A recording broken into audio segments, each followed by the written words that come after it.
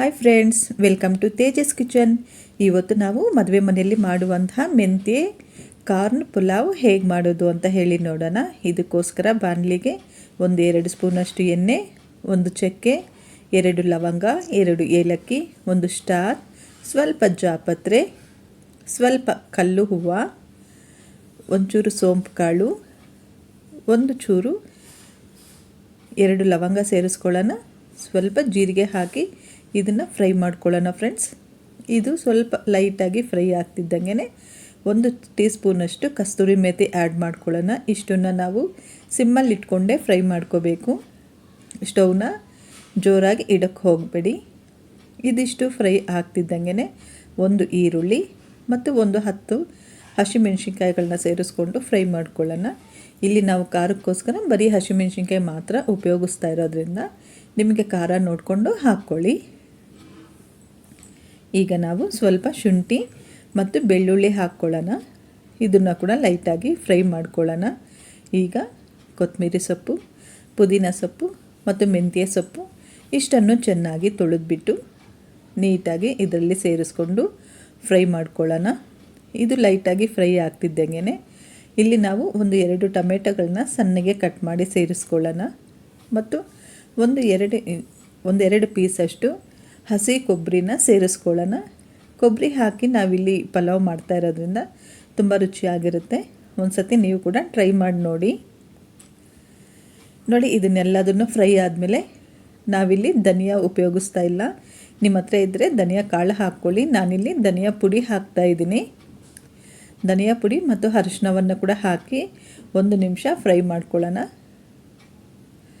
ಇಷ್ಟು ಫ್ರೈ ಆದಮೇಲೆ ಇದನ್ನು ತಣ್ಣಗಾಗೋದಕ್ಕೆ ಬಿಟ್ಬಿಡೋಣ. ಇದು ತಣ್ಣಗಾದಮೇಲೆ ಮಿಕ್ಸಿಗೆ ಹಾಕ್ಕೊಂಡು ಪೇಸ್ಟ್ ಮಾಡ್ಕೊಳ್ಳಿ. ಸ್ಟವ್ ಆಫ್ ಮಾಡಿಕೊಂಡು ಈಗ ಇದನ್ನು ತಣ್ಣಗಾಗೋದಕ್ಕೆ ಬಿಟ್ಬಿಡೋಣ. ಈಗ ನಾವು ಪಲಾವು ಕುಕ್ಕರಲ್ಲಿ ಮಾಡ್ತಾ ಇರೋದ್ರಿಂದ ಒಂದು ಕುಕ್ಕರ್ಗೆ 4 ಟೀ ಸ್ಪೂನು ಎಣ್ಣೆ, 2 ಟೀ ಸ್ಪೂನಷ್ಟು ತುಪ್ಪ ಸೇರಿಸ್ಕೊಳ್ಳಿ. ನೀವು ಎಣ್ಣೆ ಬೇಕಂದರೆ ಒಂಚೂರು ಕಡಿಮೆ ಕೂಡ ಮಾಡ್ಕೋಬಹುದು. ಈಗ ಸ್ವಲ್ಪ ಜೀರಿಗೆ, 1-2 ಪಲಾವ್ ಎಲೆ ಹಾಕ್ಕೊಳ್ಳೋಣ. ಇದು ಲೈಟಾಗಿ ಫ್ರೈ ಆಗಬೇಕಾದ್ರೆ ನಾವು ರುಬ್ಬಿಟ್ಕೊಂಡಿರೋ ಮಸಾಲೆನ ಆ್ಯಡ್ ಮಾಡ್ಕೊಳ್ಳೋಣ. ಚೆನ್ನಾಗಿ ಫ್ರೈ ಮಾಡ್ಕೊಳ್ಳಿ ಈ ಮಸಾಲೆನ. ಈ ಮಸಾಲೆ ಎಲ್ಲ ಚೆನ್ನಾಗಿ ಮಿಕ್ಸ್ ಆಗಬೇಕು. ಚೆನ್ನಾಗಿ ಫ್ರೈ ಆಗ್ತಾಯಿದೆ. ಈ ಥರ ಚೆನ್ನಾಗಿ ಫ್ರೈ ಮಾಡ್ಕೊಳ್ಳೋದ್ರಿಂದ ಸ್ಮೆಲ್ಲು ಮತ್ತು ಟೇಸ್ಟು ತುಂಬ ಚೆನ್ನಾಗಿರುತ್ತೆ. ಕಲರ್ ಕೂಡ ತುಂಬ ಚೆನ್ನಾಗಿ ಬರುತ್ತೆ. ನಾನಿಲ್ಲಿ 1 ಚಿಕ್ಕ ಕಪ್ಪಷ್ಟು ಸ್ವೀಟ್ ಕಾರ್ನ್ ತಗೊಂಡಿದ್ದೀನಿ.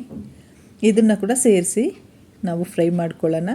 ಸ್ವೀಟ್ ಕಾರ್ನ್ ಹಾಕೋದ್ರಿಂದ ಇದು ಸ್ವೀಟಾಗೇನು ಇರೋದಿಲ್ಲ, ಬಟ್ ತುಂಬ ರುಚಿಯಾಗಿರುತ್ತೆ.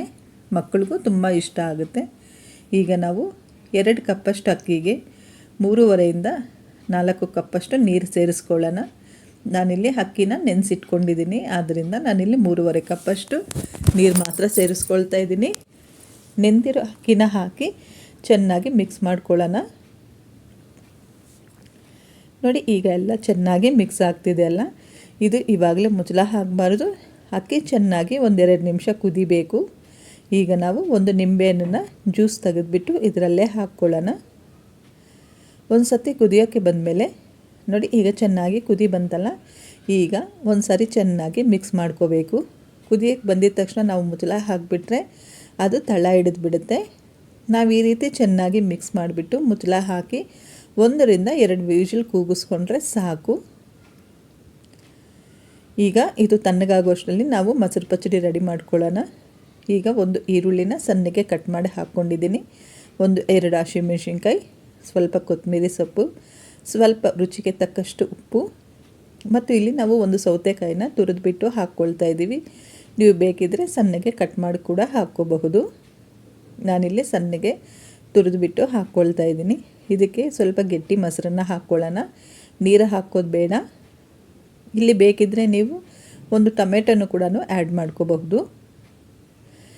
ಬಿಸಿ ಬಿಸಿಯಾದ ಕಾರ್ನ್ ಮೇಥಿ ಪಲಾವ್ ಜೊತೆ ನಮಗೆ ಮೊಸರು ಪಚ್ಚಡಿ ರೆಡಿಯಾಗಿದೆ.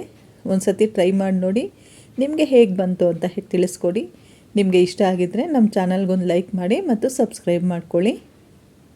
ಕಮೆಂಟಲ್ಲಿ ತಿಳಿಸ್ಕೊಡಿ ಹೇಗೆ ನಿಮಗೆ ಬಂತು.